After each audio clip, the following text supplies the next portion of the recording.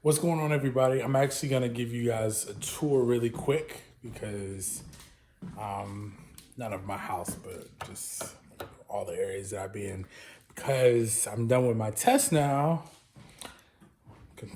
So I still have all this stuff all over my table and I need to get rid of it. So kind of like a celebratory cleaning type situation.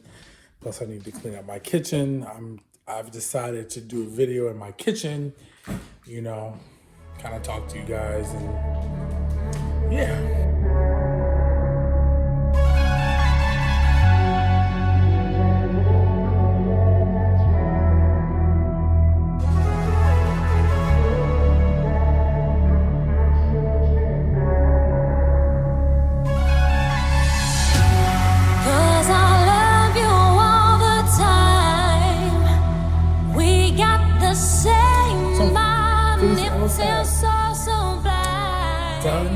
Done. Everybody keeps asking me how I think I did. I don't know really how to answer that question.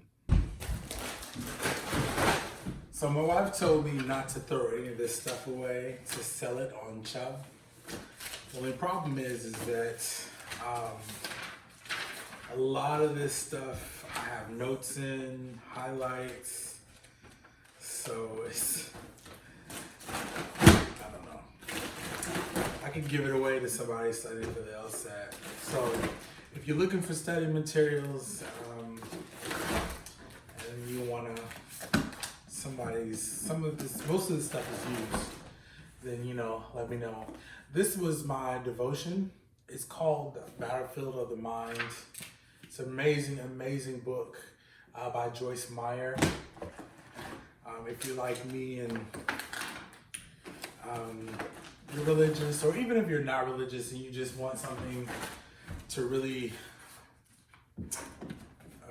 just talk about like the mind and the struggles, because I struggle with attention, but I'm never one of those people to say like I have ADHD, right? I just always thought it was a focus problem that I need to really like just buckle down. But I can tell you that my mind drifts so much. Even in the test in the LSAT the other day, I had to like constantly tell myself, focus, focus, focus. And it's, terrible. All right, and the rest of this is trash. All right. So the question then is, what's next? So, applications. So the only thing I have left to do is turn in my applications, and that pretty much is all I'm waiting on. Tomorrow, I'm going to submit my Georgetown application because that is pretty much the deadline that I gave myself. Wednesday, personal statements done. I've done my optional essay, my diversity statement. I've written my addendums. I'm gonna take today and tonight to really edit those and finish those edits. But overall, I've put my best foot forward. The test results come out next week. Although we took the test yesterday, excuse me while I put away dishes. Although we took the test yesterday, the original date for the test was the 25th. So what LSAT has told us is that we don't have to worry about the additional dates that we can, well, as far as the test dates won't be pushed out. So our original 25th test date is going to still be on track to release our scores at the same time, which should be the end of this week or next week. So that's my hope, because I'll know sooner rather than later. Because when people ask you how did you do on the test, you don't know what to tell them. It's like being a veteran and people saying like thank you for serving, like thanks, you're welcome. I don't know. It's like, you don't want to say, you did great, because obviously this is not my first time taking the test. And, I said I thought I did okay the first time and got a 140. So you never know. I know I did not do well on the reading comp. So if somebody asks me like, how did it go for you? I'll tell them, hey, like I didn't do as well as I wanted to do on the reading comp section, and that's due to the passages, which can't discuss the test, but let me tell you, the reading passages is just something that I wouldn't have personally chosen, because I've done really well in reading comps before, but generally speaking, those are passages that are history based, and like if they're history based passages, if they have anything to do with history, I just love reading it. So it's like I can comprehend easier versus reading mathematical or scientific, let's say, and it's like my attention issues kick in. But anyways, I know I killed the game section, so if anybody asks me, like, that, but I won't know until I know, right? And so and on that, I'm gonna immediately talk about that because I'm gonna do that reaction live to my test score. I'm gonna do a live reaction to my test score and a live reaction to my Georgetown kind of thing. I'm applying to Georgetown no matter what score I get because all they can tell me is denied. And 2 years ago, I got denied from every law school I applied to. With a 140, I'm not surprised, but just wasn't my time. So we'll see what happens. Like I said, my studying habits were a lot different this time. And I really feel like I put my best foot forward over a 7-month period. I just feel like I've done everything I possibly can. Quick story time real quick. I'll put away dishes. Let me do this. I'll fast forward and story time. So here's the story time real quick. As I didn't really fast forward this, I just skipped it. So I go up in there with Penn State gear because I love repping. I went to Penn State for grad school. But the thing about grad school is I went online. So it's a lot different for an online student than it is for somebody who went brick and mortar. So for me, it's like I love repping Penn State, but all they gave me was 2 pieces of paper and $90,000 worth of loans. So although I got my current job I got partly because of my master's, so I'm not gonna say like it's all for nothing, but I will tell you that I love repping Penn State. So yesterday, of course, I'm sitting at the test in line with my Penn State gear, not this one, some other type. The lady stops me, and one of the test ladies or test people, and she's like, "Hey, did you play football for Penn State?" All right, let me stop right here. I abhor. I can't stand. It's really irritated me. Whatever you want to use, whatever adjective you want to use, it pisses me off. It makes me very upset. Whatever, right? Irritates. I don't know. It just makes me very upset when people look at me and say, "You play football." And most people don't think that's a big deal, but I've been getting it my whole life. Yes, I did play football, but I stopped after high school because I never was in love with football. I was just really, really good at it. But it was never something that I was excited about. I thought was fun. I like to play in the games because I like just dominating other people. I didn't like practice because that's not fun. Like once I'm hitting you and like I know it's just not fun. Anyways, but she said, "Did you play at Penn State?" So rather than like correct her, I was like, yeah, and I just walked away. Definitely didn't go to Penn State for undergrad. And I don't know why I didn't correct her, but I should have. I was just, I went for grad school. But it's just, I hate when people look at me and say that. I remember one time I was at the Naval Academy, and I was stationed at the Naval Academy for 4 years, and that's a whole different experience I could do a video about. I'll actually take you guys there, because I know a lot of people don't know about the Naval Academy, and I want to take my kids, so I think I'll take you guys on a tour there. But worked there for 4 years, and like constantly I would get stopped and like, "Oh, are you a student?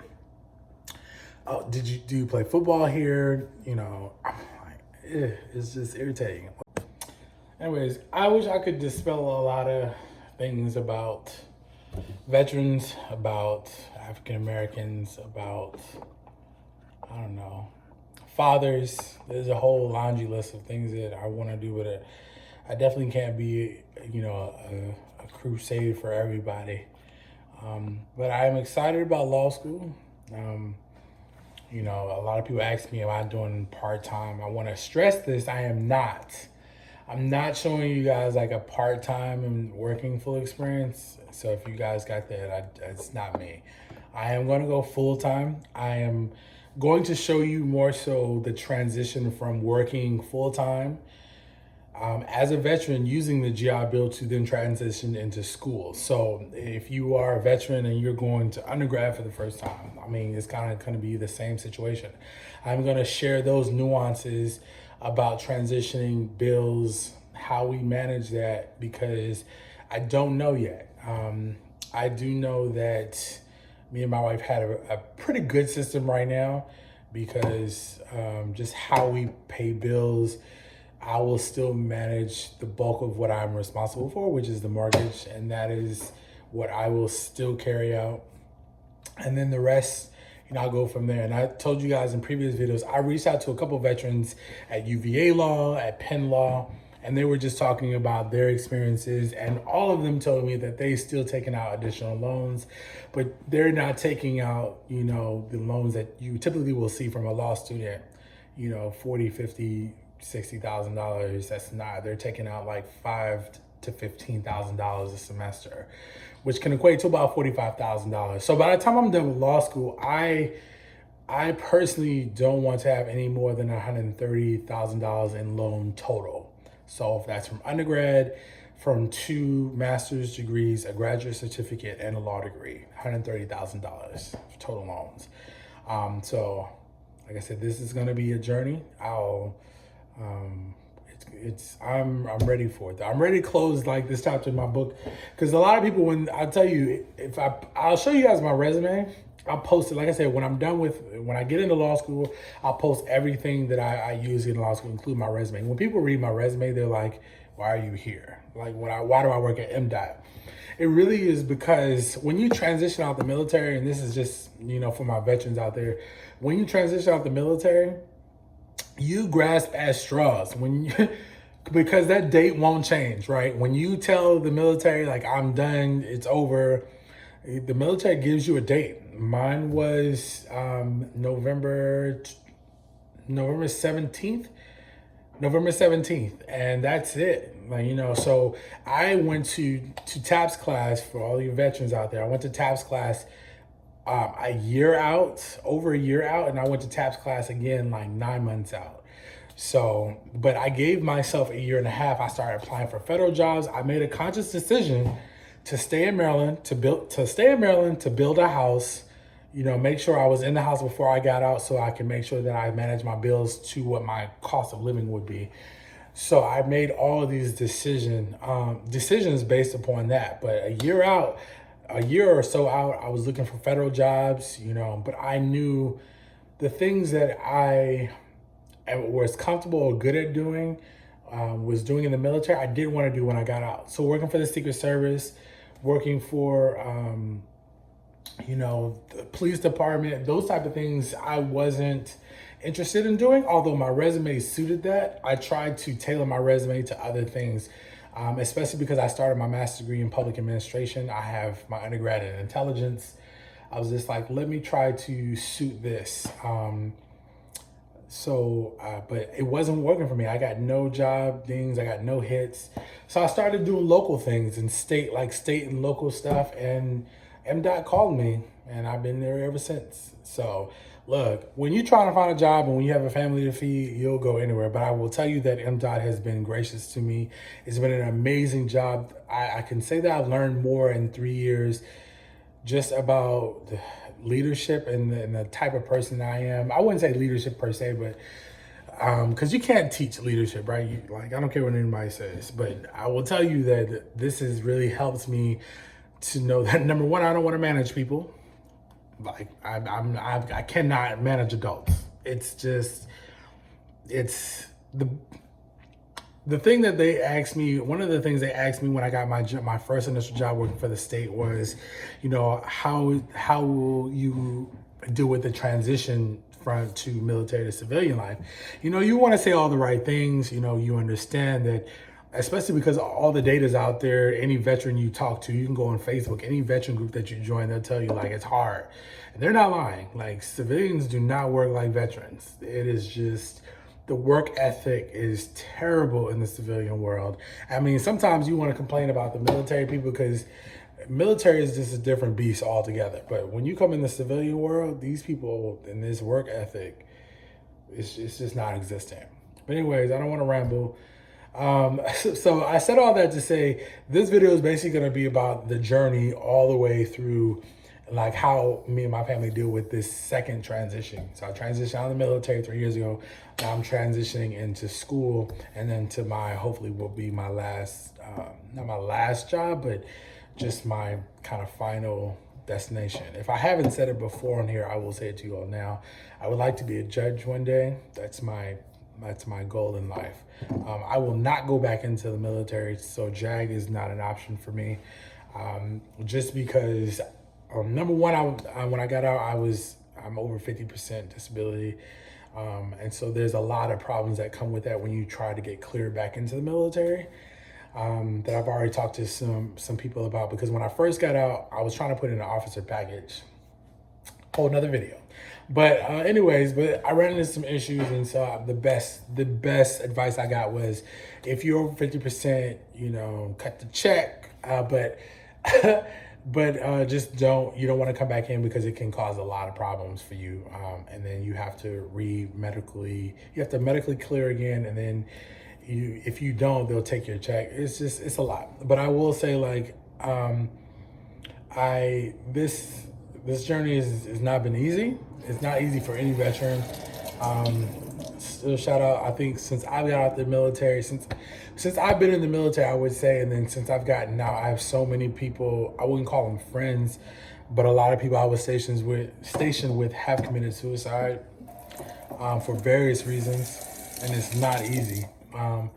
So I never wanted to I have 3 kids, and God forbid, I don't want to make anything harder for them. So it's a fight worth fighting.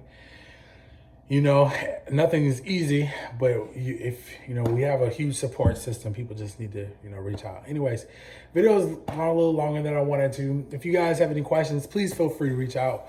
I can talk to you about my grad school experience.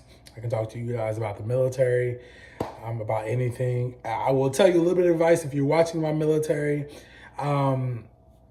If you're watching and you have questions about the military reserve, I will tell you what I tell everybody else. I don't ever tell people to join the reserves for 2 reasons. Number one, because like the reserves, like, yeah, you serve, but like, nah, you don't really want to serve. And 2, people think that if they go into the reserves, they won't see war. This is just an educational tidbit, and you can go Google this.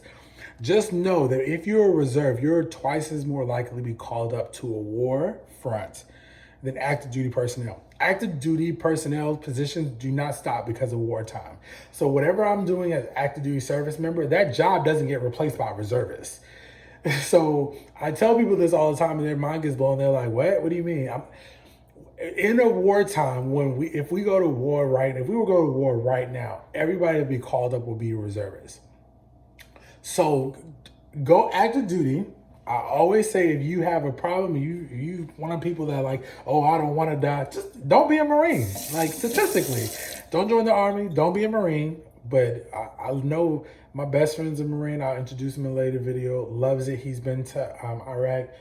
He loves it. He's been in now 14 years. I joined the Navy because I love the water. Like, so when they talked about the best duty stations, Sigonella, we're talking about Rota, Spain, Hawaii, Guam, like Tokyo, like Sasebo. Like, you have to think the Navy has to always be near water. San Diego, like Mayport, Florida. I can't, if you join the Army, good for you, but you're going to be stuck in Jackson, like Fort Jackson in Columbia, South Carolina, or Fort Campbell in Kentucky, I don't know, like if you join the Air Force, you're going to be like in Nevada. Like, nobody wants to be at a duty station like that. I had so much fun. Everywhere I went was surrounded by water. So you want to think about the things you can do compared to like being in, I don't know, Nova Scotia, somewhere in the Air Force Base, like working on planes. Who wants to do that? Anyways, we can talk and jive all day. If you have any questions, just let me know. I know everyone in every service of the branch. I know everyone that's active duty. So if you have any questions, we can do a video about that. But yeah, I know I said a lot of videos we can do, but yeah, I definitely, if you guys have any questions, please ask in the comments below. I can, like I said, reach out. I'm going to do a Q&A, but later once I get more questions, because I know a lot of people are asking some stuff already, just email them to me, but I'm going to respond, but I'm going to do it in a Q&A. If you guys want to ask in the comments, let's talk about it. We can chit talk in the comments below about what branch is better. It's not even like conversation. Everyone knows the Air Force is better. And I don't, like, y'all sailors, y'all can hate me, but everybody knows the Air Force is better because they treat their airmen better. But I mean, I ain't gonna talk about that. And they don't have boot camp on the weekends. Like, but anyways, I'm out of here. Peace out.